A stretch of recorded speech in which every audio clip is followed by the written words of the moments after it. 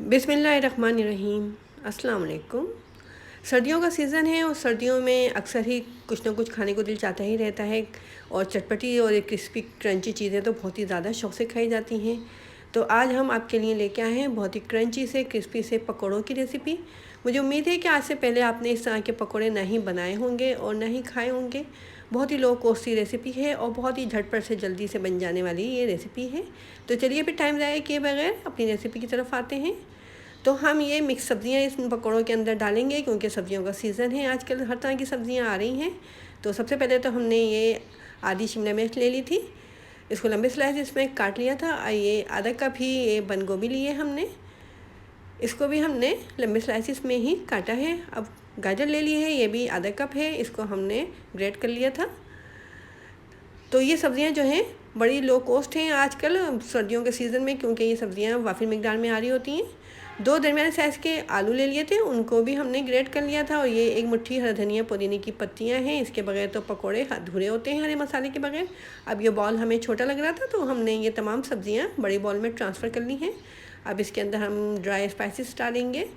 तो dry spices में हमने लेनी है कुटी हुई मिर्चें, कुटा हुआ धनिया और ये हमने अजवाइन ली है। तो 1 चाय का चम्मच हमने कुटी हुई मिर्चें ली हैं और 1 खाने का चम्मच कुटा हुआ धनिया है और आधा चाय का चम्मच अजवाइन, क्योंकि पकौड़ों में अगर अजवाइन डालें तो उससे टेस्ट भी बहुत अच्छा सा हो जाता है और बेसन जो है वो जल्दी हज़म भी हो जाता है।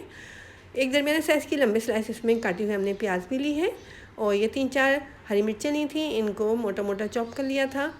अब इसके अंदर 1 खाने का चम्मच नमक डाल देते हैं। अब इसको और ज़्यादा मज़ेदार सा बनाने के लिए इसके अंदर ये 2 खाने की चम्मच हमने सोया सॉस डाल दिया है और 2 खाने की चम्मच ही ये चिली सॉस डालेंगे। अब इसके अंदर ये 1 कप बेसन डाल देते हैं, तकरीबन 100 ग्राम के करीब ये बेसन है। बेसन को छान लिया था। बेसन को जब भी इस्तेमाल किया करें छान के डाला करें, क्योंकि इसके अंदर अक्सर ये होता है कीड़े वगैरह भी हो जाते हैं। अब हम बेसन को सब्जियों के साथ मिक्स कर लेते हैं। अक्सर लोग ये गलती करते हैं पकोड़े बनाते वक्त कि सब्जियों के साथ पानी भी डाल देते हैं और फिर बेसन डाल के उसको मिक्स करते हैं। तो इस तरह से जो हमारा बैटर है वो पतला हो जाता है, क्योंकि सब्जियां भी पानी छोड़ती हैं।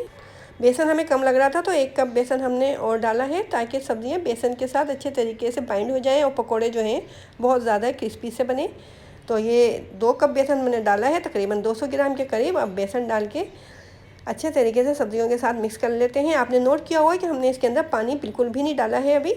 अब हम क्रंची और क्रिस्पी से पकोड़े बना रहे हैं, तो इसके लिए हमने ये आधा कप चावलों का आटा डाल दिया है। अगर आपके पास चावलों का आटा नहीं हो तो आप इसके अंदर कॉर्नफ्लोर भी डाल सकते हैं, और अगर आप कुछ नहीं भी डालना चाहें तो सिर्फ बेसन से भी आप ये पकोड़े बना सकते हैं, इससे भी बहुत ज़्यादा क्रिस्पी से बनेंगे ये।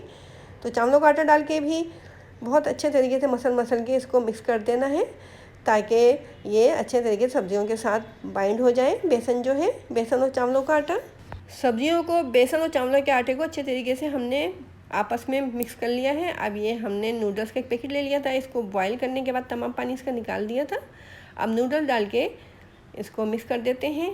तो इस तरह से जो पकोड़े हैं हमारे बहुत ज़्यादा क्रंची से बन जाएंगे नूडल्स डालने से। अगर आप नूडल्स नहीं डालना चाहें तो आप सिर्फ सब्जियाँ डाल के भी ये पकोड़े बना सकते हैं। देखिए, हमने नूडल्स को तोड़ा नहीं था, इसी तरीके से हमने इनको बॉईल किया था। तो इस तरह से जो पकोड़े हैं बहुत ज़्यादा क्रंची हो जाएंगे। अब नूडल्स डाल के इनको मिक्स कर लेते हैं और हमने तेल जो है गर्म करने के लिए रखा हुआ है। बस तकरीबन 3-4 मिनट के लिए हम इसको रेस्ट पे छोड़ेंगे। उसके बाद फिर हम ये बहुत ही मज़ेदार से क्रंची से क्रिस्पी से अपने पकोड़े फ्राई कर लेंगे। ऑयल गर्म हो चुका था, मीडियम फ्लेम पे हमने ऑयल को रखा हुआ है और ये पकोड़े हमने डालना शुरू कर दिए हैं। हाथों से ही पकोड़ों को डालेंगे तो इस तरह से ये क्रंची से हो जाएंगे और शेप में भी बहुत ज़्यादा खूबसूरत से लगेंगे। तो बस मीडियम फ्लेम पे इन पकौड़ों को फ्राई कर लेना है और ये बहुत ही मज़ेदार से क्रंची से क्रिस्पी से पकौड़ों को एंजॉय करना है। तो अगर आप शाम की चाय के साथ इन पकौड़ों को ट्राई करना चाहते हैं तो झटपट से इस रेसिपी को ज़रूर ट्राई कीजिए और शाम की चाय को एंजॉय कीजिए।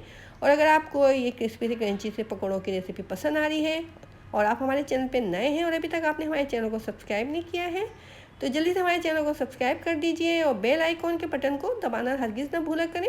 इससे ये होता है कि जो नई रेसिपीज हम अपलोड करते हैं उसका नोटिफिकेशन आपको फ़ौरन मिल जाता है। तो ये देखें, गोल्डन ब्राउन सा कलर आ गया है पकौड़ों के अंदर। इनको हमने निकाल लिया है। बहुत ही क्रंची से और क्रिस्पी से लग रहे हैं ये पकौड़े। देखें, अंदर से सॉफ्ट हो रहे हैं और बाहर से बहुत ही ज़्यादा क्रिस्पी से। तो इस मज़ेदार सी रेसिपी को ट्राई ज़रूर कीजिएगा। कमेंट बॉक्स में हमें बताइएगा कि आपको हमारी ये रेसिपी कैसी लगी। और अगर मज़ीद मज़ेदार सी क्रिस्पी सी क्रंची सी रेसिपीज़ इंजॉय करना चाहते हैं तो हमारे चैनल पे ज़रूर विज़िट कीजिए और हमें इजाज़त दीजिए। अल्लाह हाफिज़।